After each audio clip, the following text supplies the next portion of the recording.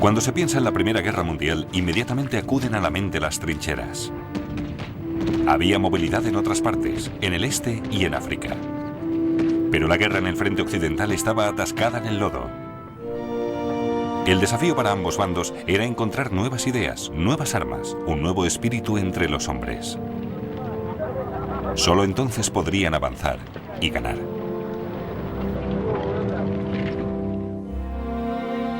Primera Guerra Mundial.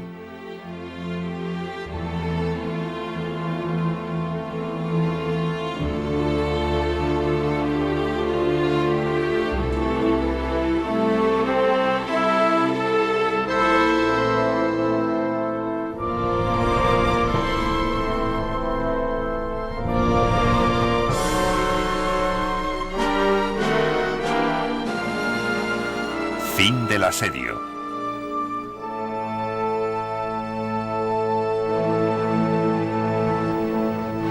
En septiembre de 1914, los aliados habían detenido el avance alemán en Francia en el Marne.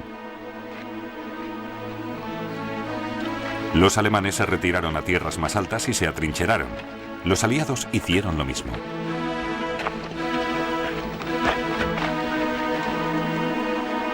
El resultado, 750 kilómetros de trincheras y fortificaciones extendiéndose desde el canal hasta Suiza, consiguiendo así que menos hombres defendieran la posición, liberando tropas para otros frentes. Romper el estancamiento significaba pasar a la ofensiva, pero era más fácil defender las trincheras que atacarlas.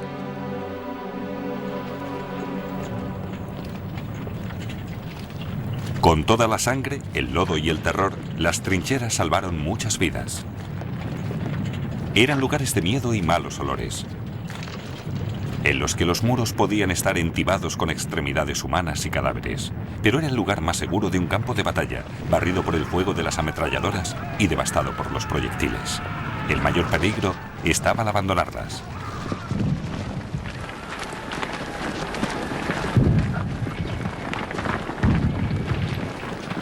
La imagen más popular de los soldados de la Primera Guerra Mundial es la de los leones dirigidos por asnos. Pero los generales sabían que no se podían ganar batallas desde detrás de los muros de una trinchera. En algún momento, los hombres tendrían que salir de ellas y eso significaba grandes bajas. Los generales no eran crueles, solo realistas. Y era mayor el número de los buenos generales que el de los malos. En vez de dirigir la guerra desde castillos situados a kilómetros detrás de las líneas, 71 generales alemanes murieron en acción, 55 franceses y 78 británicos. La respuesta de los generales al estancamiento fue desafiarlo. Encontrar formas dinámicas de romperlo.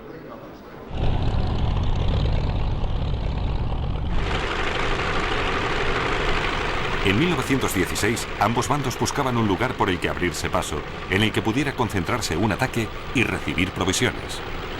Los alemanes creían que lo habían encontrado en Verdún.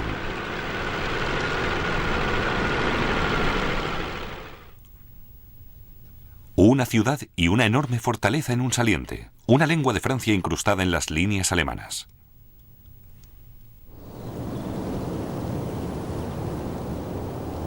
Verdún parecía seguro, con sus enormes muros, su gigantesco círculo de 19 fortalezas, con un anillo exterior de defensas. Pero los franceses habían rebajado la importancia de Verdún, trasladando muchos de sus cañones a lugares en los que eran más necesarios. Para los franceses ya era conocido como un sector cómodo.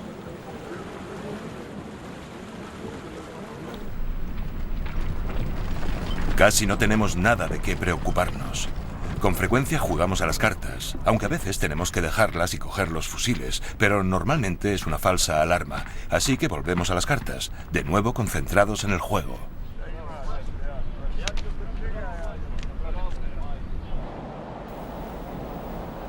Pero el diputado Émile Triand, ahora coronel en el frente, se dio cuenta de lo vulnerable que era Verdún.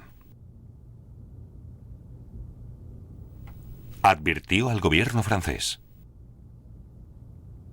Hacemos todo lo posible día y noche para que la línea del frente sea inviolable, pero hay algo sobre lo que no podemos hacer nada: la escasez de hombres. Si nuestra primera línea se ve rota por un ataque masivo, nuestra segunda línea no resistirá. Faltan hombres y también alambradas. Pero Driant fue ignorado. El lunes 21 de febrero de 1916, un claro día de invierno, más de 100.000 soldados alemanes respiraron hondo y se prepararon para salir de las trincheras.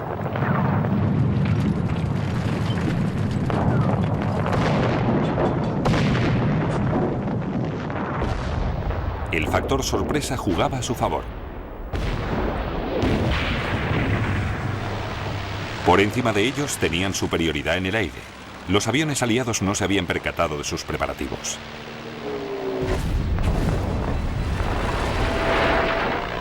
Detrás de ellos, la artillería alemana abrió fuego.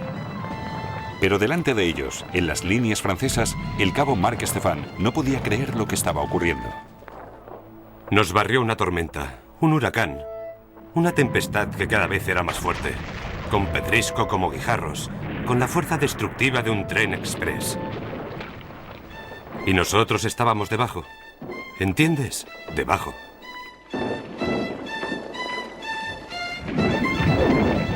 Ese día los alemanes dispararon 1.000.000 de proyectiles. Cuando estalla un proyectil a pocos metros, se produce una terrible sacudida y luego un indescriptible caos de humo, tierra, piedras, ramas y con frecuencia extremidades, carne, una lluvia de sangre.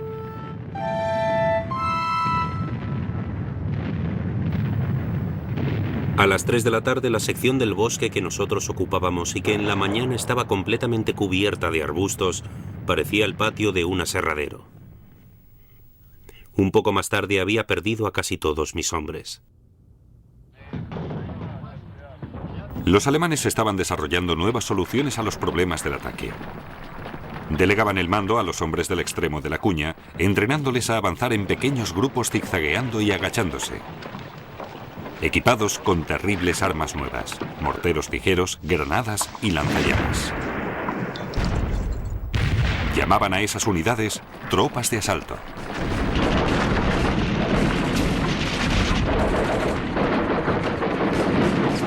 Avanzamos desde nuestras posiciones. Fue entonces cuando vi el arma más refinada de la moderna tecnología o de la bestialidad humana. Un chorro de llamas que inundaba al enemigo con aceite ardiendo.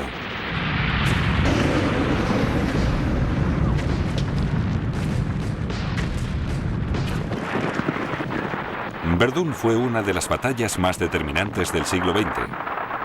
Entre los alemanes atacantes había un joven teniente, Paulus, quien en la Segunda Guerra Mundial y como general mandaría el asedio a Stalingrado.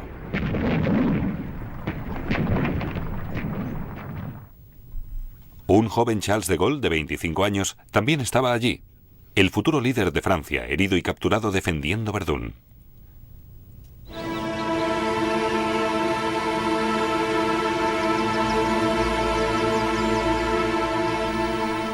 En el segundo día del ataque, en su cuartel general, el coronel Driant recibió la absolución de su capellán y escribió una nota a su esposa.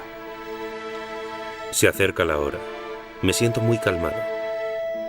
En nuestro bosque las trincheras francesas serán tomadas en unos minutos. Mi pobre batallón, perdonado hasta ahora. Envió un mensaje al comandante de su división. Resistiremos ante los boches, a pesar de que su bombardeo es infernal.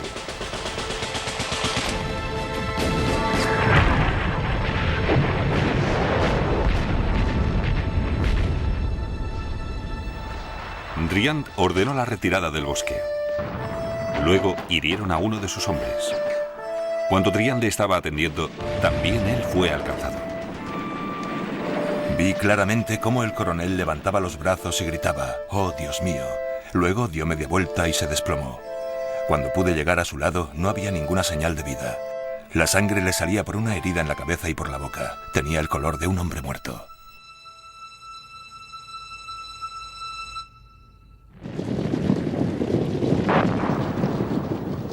Tres días después, los alemanes capturaron Douaumont, la fortaleza clave de Verdún.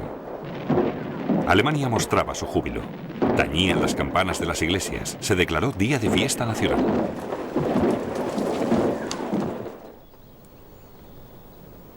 En Francia, el heroico sacrificio de Drian ayudó a encender la llama del desafío nacional. Verdún tenía que defenderse costara lo que costara. Estaba en juego la supervivencia de Francia.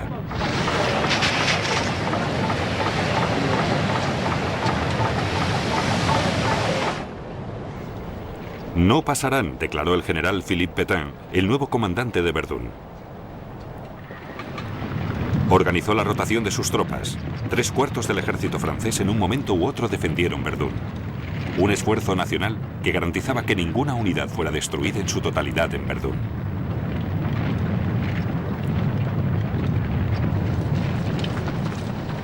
Pétain estaba sinceramente preocupado por la vida de sus hombres. Un cuarto de siglo después, prefirió rendir al país y colaborar con Hitler antes que repetir el baño de sangre de Verdún. La carretera nacional 93.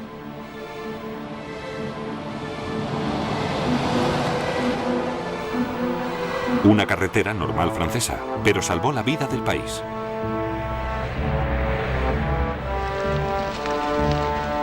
Día y noche los suministros para Verdún seguían la Voie Sacrée, el camino sagrado, así como también por ferrocarril.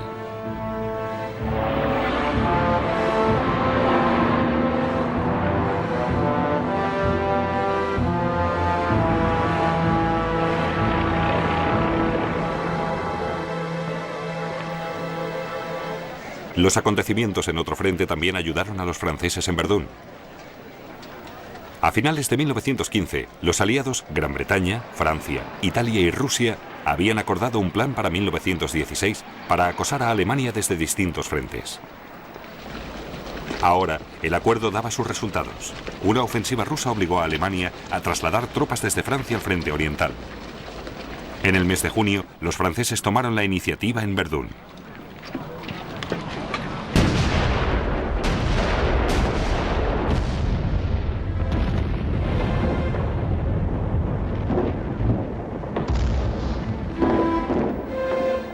Pero las ventajas técnicas alemanas tuvieron una vida efímera. Durante toda la guerra, las nuevas ideas eran rápidamente adoptadas por el otro bando.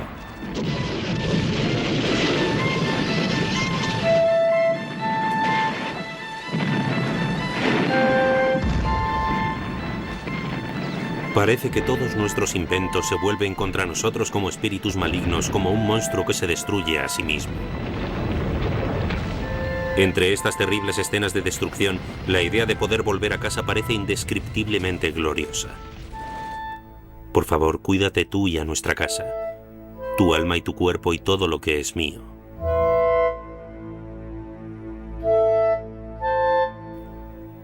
Franz Marc moriría ese mismo día. Finalmente, el 24 de octubre de 1916, los franceses reconquistaron la fortaleza Douaumont. Verdún había sido salvado. Por fin ha llegado el momento y partimos para conquistar las posiciones del enemigo. No ofrecen ninguna resistencia y los pocos hombres que siguen con vida salen de los agujeros gritando ¡Camarad!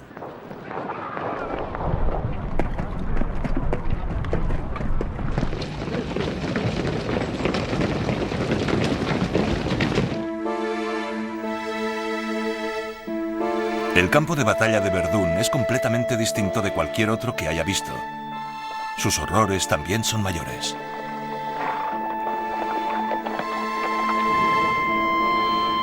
Pero se observa una sensación de intensa satisfacción.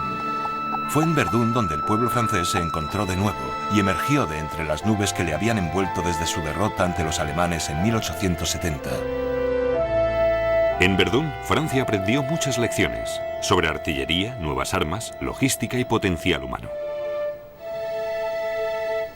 Pero al coste de más de 300.000 bajas. Las bajas alemanas eran casi tan altas, pero Alemania, luchando sola en el oeste y con débiles aliados en otros frentes, no podía permitirse pérdidas de tal calibre. No lanzaría otra ofensiva importante en el frente occidental hasta 1918.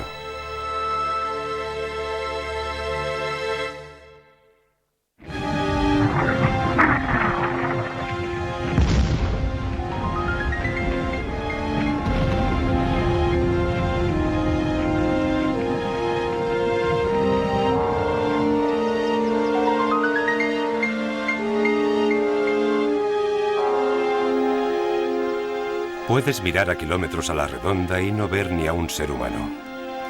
Pero en esos kilómetros de campiña parece que hay miles de hombres preparando perpetuamente contra los otros nuevos artefactos de muerte. Nunca aparecen, pero unos y otros se lanzan balas, proyectiles, bombas y metralla. A diferencia de las guerras anteriores, las batallas del frente occidental eran constantes. En algún punto del frente siempre había un arma disparando, un hombre cayendo.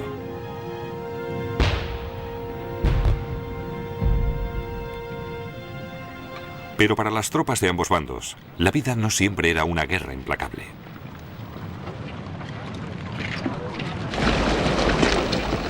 Durante 1916, el soldado británico medio se pasaba 100 días en el frente. El resto estaba en la reserva, en destacamentos de trabajo, descansando o de permiso. Y a lo largo de los 750 kilómetros de frente, algunos sectores eran más cómodos que otros. Incluso los más activos tenían sus momentos de tranquilidad. Un día, el general británico Lord Edward Gleichen visitó la línea del frente. Mientras inspeccionaba las trincheras, le pregunté a un hombre si había disparado contra algún alemán. Me dijo que había un caballero de cierta edad, calvo y con larga barba, que con frecuencia asomaba la cabeza por la trinchera.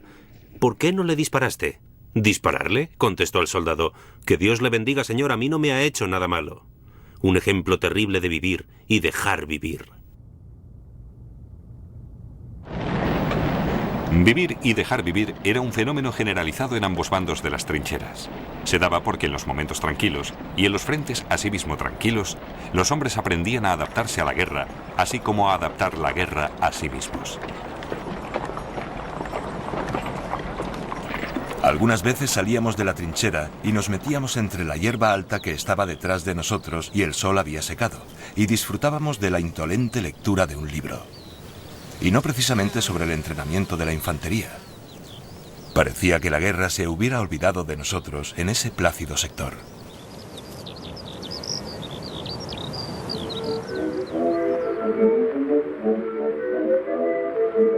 Quand les Gotha viennent sur Paris, mais à la cave me mettent à l'abri, je retrouve là, en pyjama, un tas de gens assis sur des pliants, le long du mur dans un angle obscur, puis dernièrement un couple étonnant, de beaux vieux bourgeois, madame aux avoirs, criait s'appelait soi. Tiens-moi contre toi, tiens-toi contre moi, tiens-moi, tiens, tiens, tiens, si mon Adrien, c'est vous que j'ai peur, ça pue sur mon cœur, je vais vous rire de frayeur.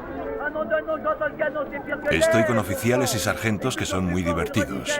Hay abundantes snaps y vino, y todos los días nos emborrachamos tanto que olvidamos que estamos en el frente.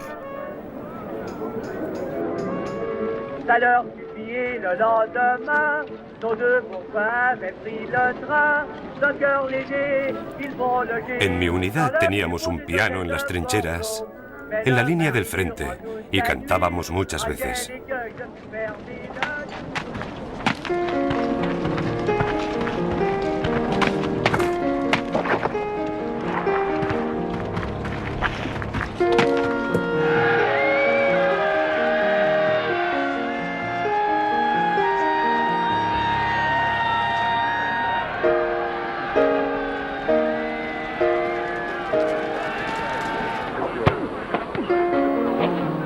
Estoy muy bien. Nunca he vivido tan bien y probablemente nunca vuelva a hacerlo. Acabo de apuntarme al club deportivo. Esta tarde alguien ha conseguido un balón de fútbol. Ahora podemos jugar al fútbol, hacer carreras, salto de longitud. El premio es chocolate, donado por el comandante de nuestra unidad.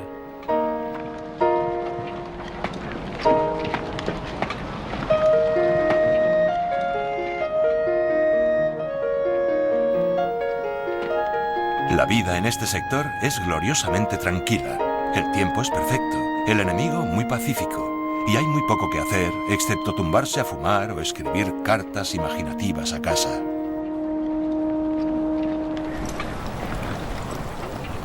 Sería un juego de niños bombardear el camino que hay detrás de las trincheras del enemigo, lleno de carretas de provisiones y depósitos de agua, y convertirlo en un desierto manchado de sangre.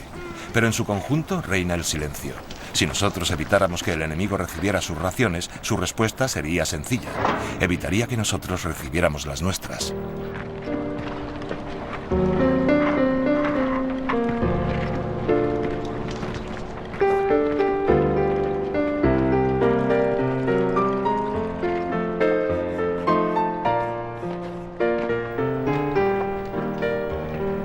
distancia vemos el humo de los fuegos de los alemanes a la hora de comer, ascendiendo en espirales azules.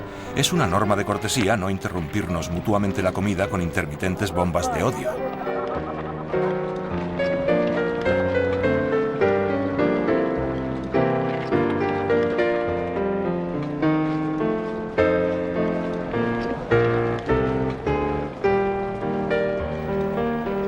Un día, mientras nuestra infantería estaba cocinando, se oyó un grito de la trinchera enemiga. Preguntaba si él también podría comer con nosotros. Le invitamos, el francés vino, comió y se puso cómodo. A partir de ese día, cuando los franceses veían que en la trinchera alemana estábamos cocinando, él venía a comer con nosotros. A veces, un oficial intentaba que sus hombres entraran en acción. ¿Qué tal si apostamos un francotirador o les lanzamos una granada? Recibimos el siguiente mensaje atado a una piedra procedente de las trincheras alemanas. Vamos a lanzar una bomba de 16 kilos. Nos lo han ordenado, pero no queremos hacerlo. La lanzaremos esta tarde, aunque antes sonará un silbato para que tengáis tiempo de poneros a cubierto. Todo ocurrió como nos lo habían dicho.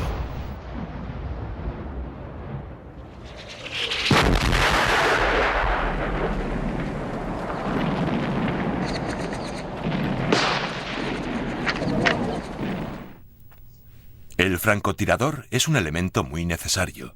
Sirve para recordarnos que estamos en guerra. Cuando aparece una cabeza o cualquier cosa que se le parezca, él dispara. De no ser por su entusiasmo, ambos bandos estarían sentados en los parapetos observándose con franca curiosidad. Y eso no puede ser.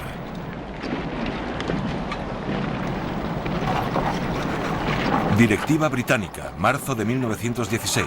En la guerra de trincheras existe la insidiosa tendencia a caer en una actitud pasiva y letárgica contra la que todos los oficiales deben estar en guardia. Y el fomento del espíritu ofensivo exige una atención continua.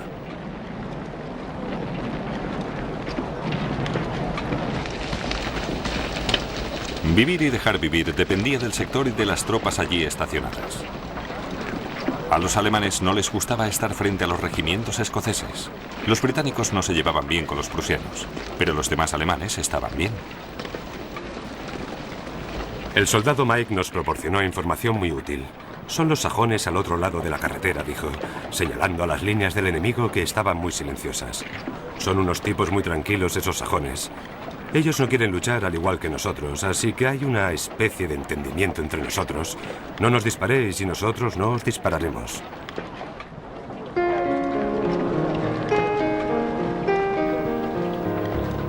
Vivir y dejar vivir no era posible donde operaban los regimientos de élite. Ellos tenían sus propias ideas para provocar al enemigo. Una de las pocas imágenes de un ataque diurno por parte de tropas sudafricanas. La idea era controlar la tierra de nadie.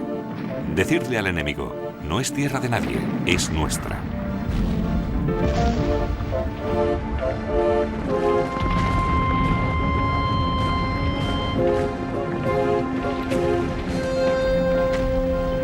Los ataques rompían la rutina de las trincheras, proporcionaban información de los prisioneros y alentaban la agresividad. Esta, opinaba el alto mando británico, era la cura para el vivir y dejar vivir.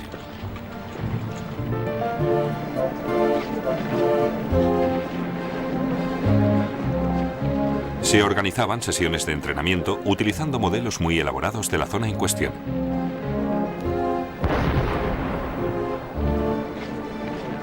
Las incursiones pasaron a ser obligatorias para todos los regimientos y los rezagados eran amonestados. Los altos mandos hicieron acto de presencia, especialmente el general de brigada seguido de un igualmente agresivo capitán de Estado Mayor. ¿Que cómo me llamaba? ¿Que no había cruzado la alambrada de la compañía? ¿Por qué no? Tenía que hacerlo. Se enviaban informes de atrevidas incursiones. Pero alguien en el cuartel general, como el general de brigada Crozier, se olió que había gato encerrado. A medida que iba pasando el tiempo, cada vez era más difícil obtener informes correctos de las patrullas. Tenía la costumbre de pedirles que cortaran un trozo de alambrada alemana y la trajeran de vuelta. Así sabíamos que habían visitado las líneas enemigas. Por lo menos un pelotón de los más remisos tenía la respuesta a ello. encontraron un rollo de alambre de púas alemán en tierra de nadie. Lo iban cortando y lo enviaban junto a informes falsos. Eso ocurría todas las noches, y el general nunca supo que teníamos un rollo de alambre de púas alemán.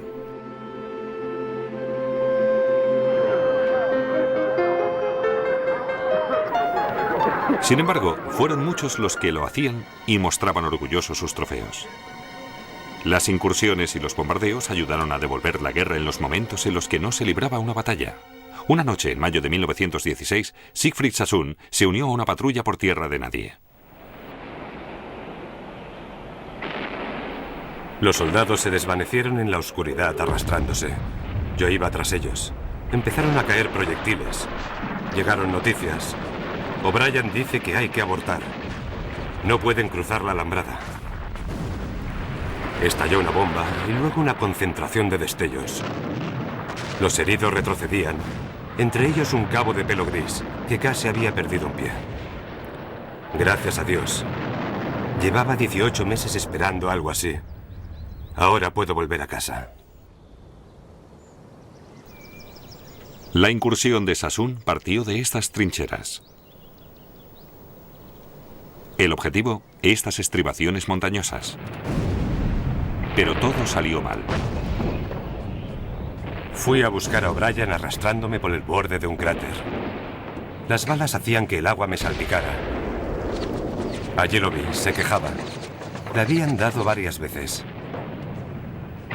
Un enfermero se inclinó sobre él. Luego se incorporó. Y con un gesto sorprendente se quitó el casco.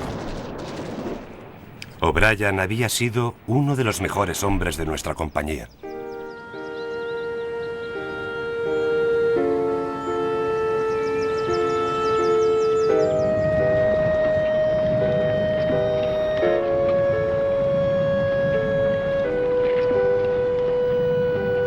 El fuego de la artillería era el peor asesino de la guerra.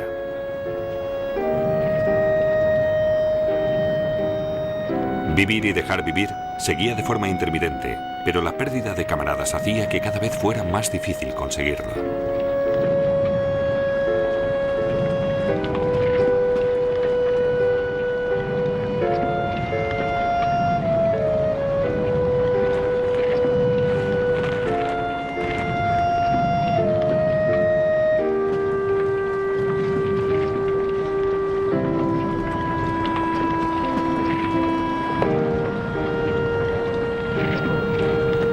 Hablando en nombre de mis compañeros y del mío propio, puedo afirmar categóricamente que no estamos de humor para ninguna frivolidad con los alemanes.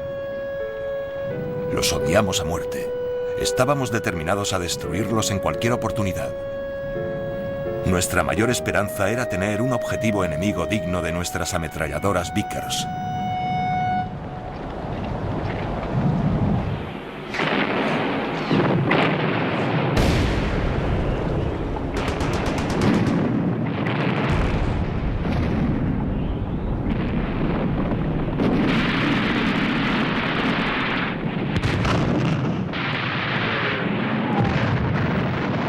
Estuvimos 8 horas bajo el fuego enemigo. Era como una pesadilla. Después de la carga, algunos de los hombres parecían haber perdido el juicio.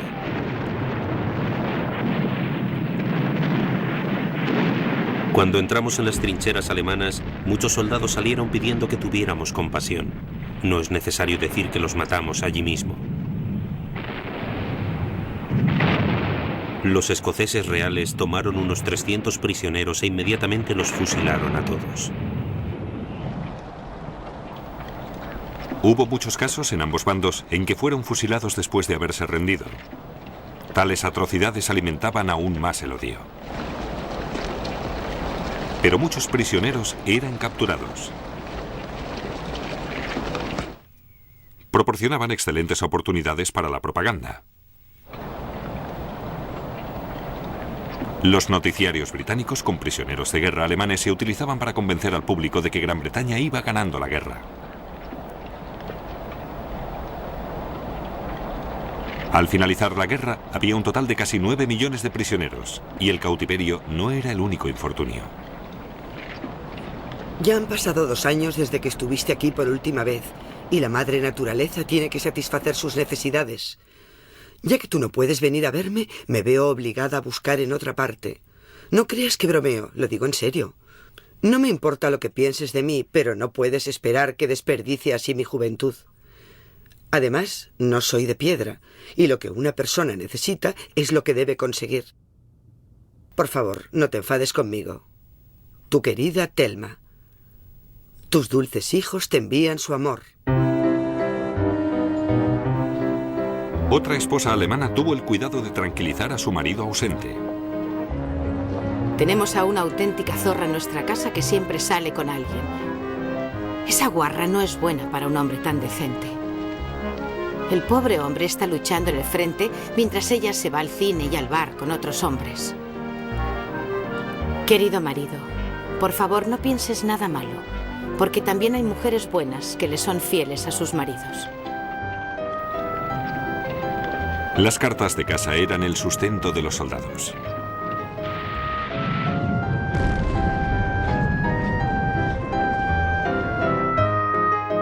A los soldados alemanes les ofrecían estas atractivas postales de color para que les aseguraran a sus seres queridos que eran felices y estaban cómodos y seguros.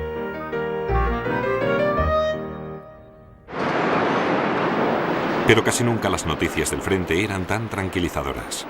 Una mujer alemana que trabajaba en una fábrica, al enterarse de que su marido había muerto, le escribió a su jefe diciéndole que dejaba el trabajo. Mi querido marido trabajó aquí durante años y yo hacía su mismo trabajo, con sus herramientas, y estaba orgullosa de que mientras él estaba luchando en el frente, yo pudiera representarle aquí. No siempre era agradable estar en la fábrica, pero las cartas de mi marido me daban ánimos. Por ello, hasta su muerte, el trabajo fue sacrosanto para mí. Por eso no puedo seguir haciéndolo.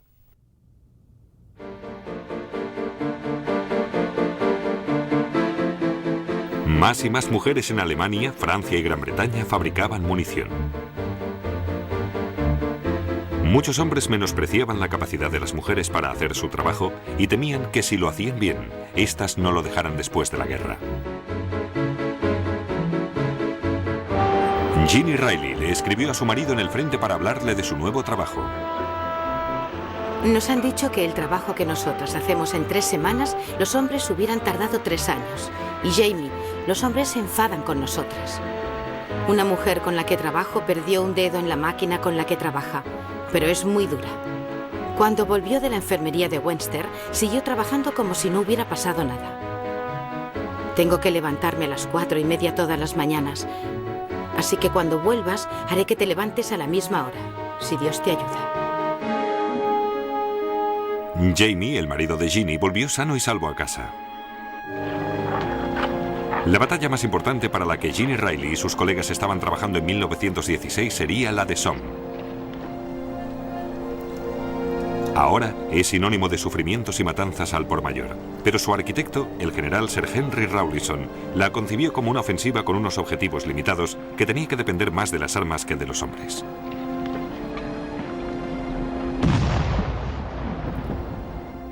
Con cañones y munición suficiente, podríamos evitar las elevadas pérdidas que siempre ha sufrido la infantería en anteriores ocasiones.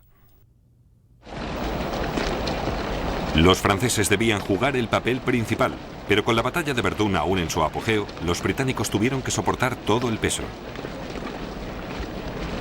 Y había fuertes presiones políticas para que se consiguiera una victoria. El general Sir Douglas Haig era el comandante en jefe de las fuerzas británicas. Convirtió el plan de Rawlinson en una gran ofensiva. Cuando los cañones británicos abrieron fuego en el Somme, el 24 de junio de 1916, las ventanas temblaron en Londres a 250 kilómetros.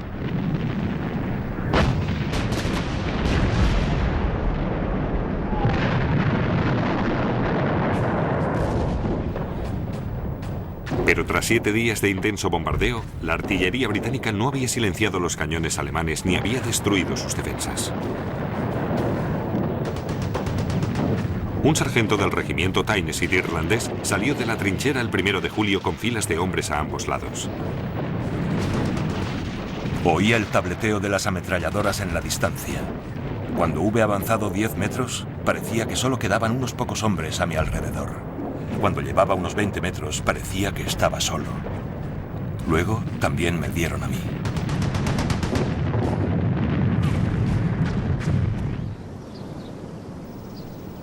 Los granjeros de los alrededores del Somme siguen encontrando bombas que debe desactivar el ejército francés. En esta guerra, lo que ocurría en las fábricas afectaba directamente el resultado en el campo de batalla. El 30% de los proyectiles disparados en el Somme no estallaron. Un fracaso absoluto del control de calidad. Pero el factor clave era que no había las suficientes piezas de artillería y que la artillería británica no era muy buena.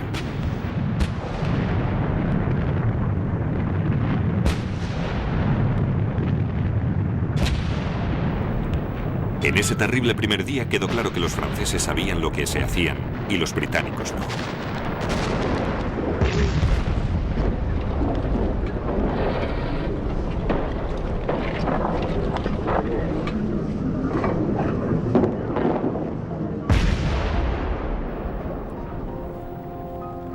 La artillería francesa, cuando ataca, no destroza el terreno antes de avanzar por él. Un breve pero intenso bombardeo seguido de una oleada de hombres les da la posición limpiamente. Nosotros convertimos el terreno en un lodazal y luego enviamos a los hombres lentamente y esperamos que encuentren la forma de cubrirse de la respuesta del enemigo.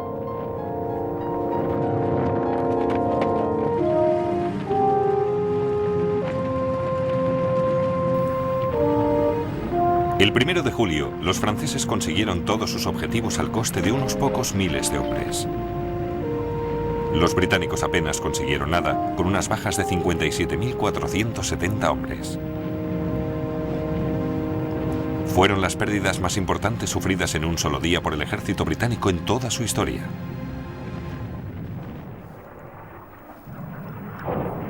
Desde 1914 había habido muchas lecciones para ambos bandos, y los británicos se dispusieron a aprender ávidamente.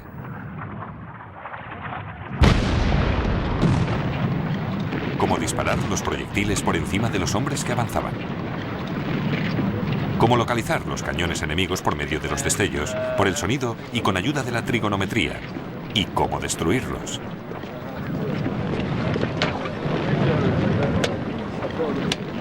Mejor munición, mejores espoletas, mejores cañones y mejores artilleros. Mientras los alemanes confiaban más en una infantería capacitada, con frecuencia actuando por iniciativa propia, los británicos se concentraron en la guerra técnica.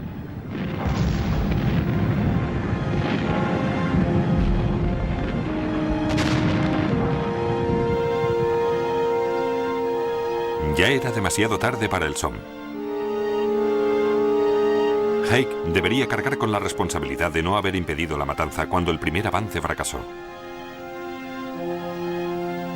La batalla terminó en noviembre de 1916 con más de 500.000 de bajas en cada bando.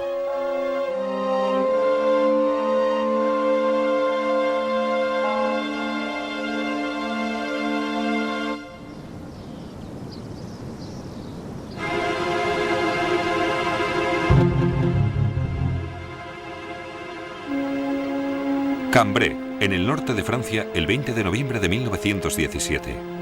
Fue el lugar en el que se emplearon por primera vez en el mundo los tanques a gran escala. Aquí, el ejército británico pondría en práctica lo que había aprendido.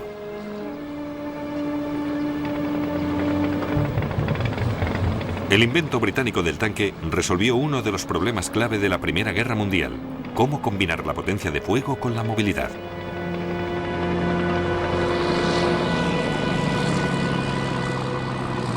Los tanques necesitaban de un terreno seco y duro. Lo tenían en Cambrai. El ataque lo dirigió un general desde el mismo frente. Apareció una figura ágil, con la pipa encendida y con el bastón bajo el brazo.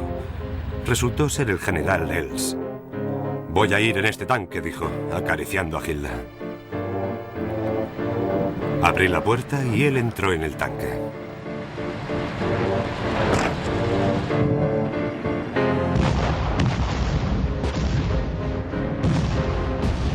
La artillería ya sabía que no debía machacar el terreno.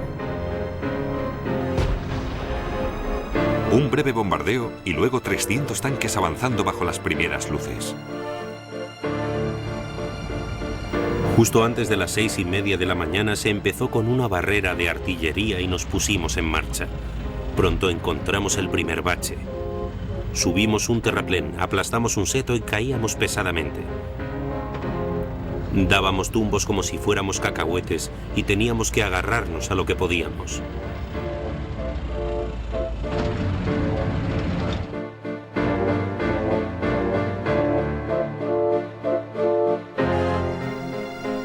Los tanques, parecidos a sapos gigantes, se hicieron visibles contra el horizonte. Algunos de los tanques de vanguardia llevaban grandes haces de leña que tiraban en las trincheras alemanas y luego pasaban por encima. Ya había salido el sol cuando cruzamos la tierra de nadie y las primeras líneas alemanas. Vi a muy pocos heridos regresando y muy pocos prisioneros alemanes. Las alambradas del enemigo habían sido arrastradas como cortinas viejas. Parecía que los tanques habían abierto camino sin problemas. Los tanques, que aún eran experimentales, eran parte de uno de los planes más sofisticados e innovadores de la guerra. El objetivo era atravesar las líneas alemanas con el menor número de bajas.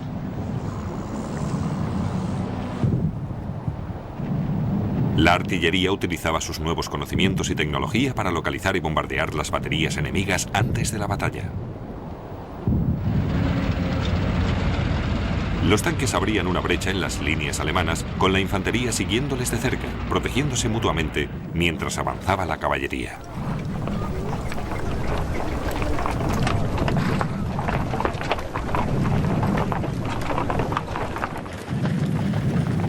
El secreto era crucial.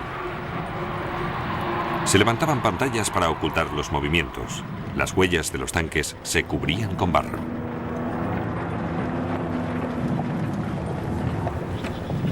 Lo que más nos preocupaba era, ¿los unos sospechan algo? Era muy emocionante.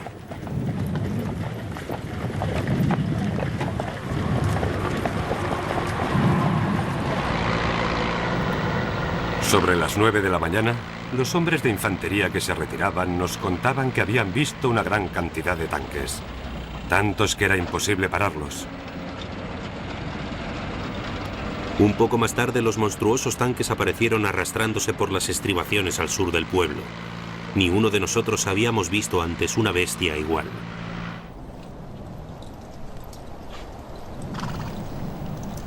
Luego, una dramática indicación de que se habían hecho auténticos progresos.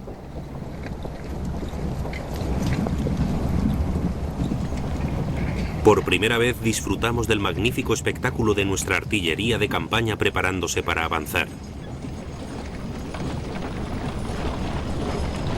Primero al trote, luego al galope, batería tras batería, para tomar nuevas posiciones en las líneas alemanas recién capturadas.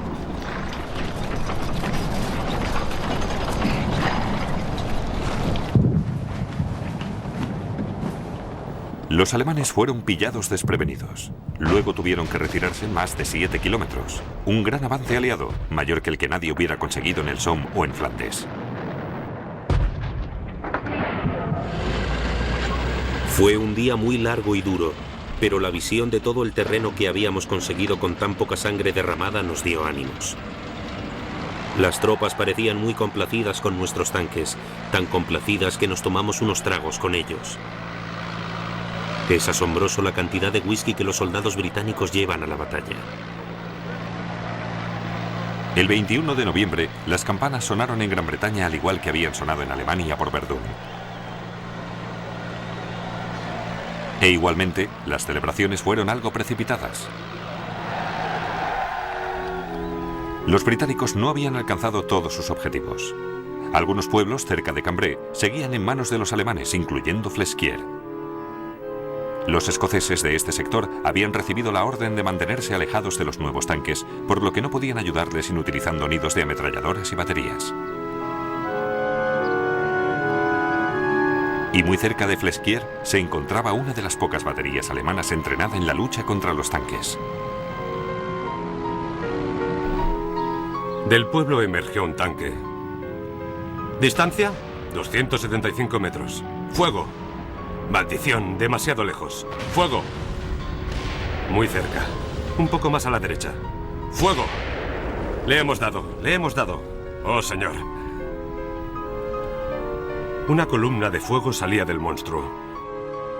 2 de nuestros hombres corrieron hacia el tanque y cuando volvieron describieron los cuerpos medio quemados de la tripulación.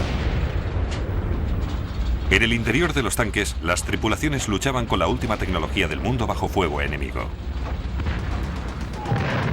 Justo en ese crítico momento, falló la bomba que proporcionaba el combustible al motor. Este renqueó y se paró. Ahora éramos un blanco fijo. En el repentino silencio podíamos oír el ruido sordo de los proyectiles, y trozos de metal y tierra golpeaban los costados del tanque. El aire en el interior era irrespirable. Con caras tensas, la tripulación observó cómo el segundo conductor, imperturbable y metódicamente, arreglaba la bomba, ignorando los consejos de que le diera un buen golpe.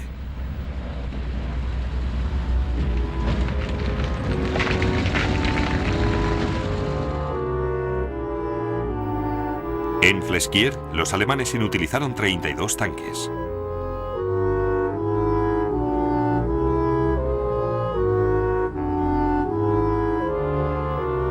Y un número aún mayor quedó fuera de servicio por las tropas de asalto en las estrechas calles de Fontaine-Notre-Dame. En Fontaine hubo una terrible matanza y yo, que me había pasado 3 semanas antes de la batalla pensando en todas las posibles acciones, no se me ocurrió pensar en luchar en las calles de un pueblo. Podía haberme dado de bofetadas por mi falta de previsión, pero nunca se me ocurrió pensar que nuestros comandantes de infantería enviarían a los tanques a un lugar así. Los alemanes también tuvieron la brillante idea de montar cañones antiaéreos en camiones y atacar a los tanques con proyectiles perforantes. 9 tanques se acercaban a nosotros. El capitán nos ordenó: tranquilos, chicos, esperad. Cuando el enemigo estaba a menos de 100 metros, recibimos la orden: ¡rápido, fuego! El primer tanque se levantó por delante. Los que le siguieron se detuvieron. Un cañonazo directo tras otro.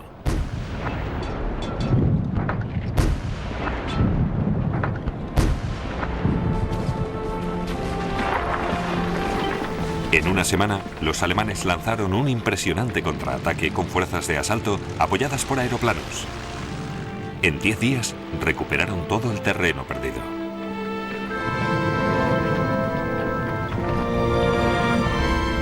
Pero Cambrai era crucial para los británicos. Habían adquirido una valiosa experiencia con los tanques y habían resuelto sus problemas de artillería.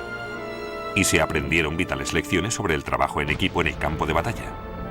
Ahora, el mayor desafío para ambos bandos era cómo consolidar las nuevas posiciones. El que lo consiguiera, ganaría la guerra.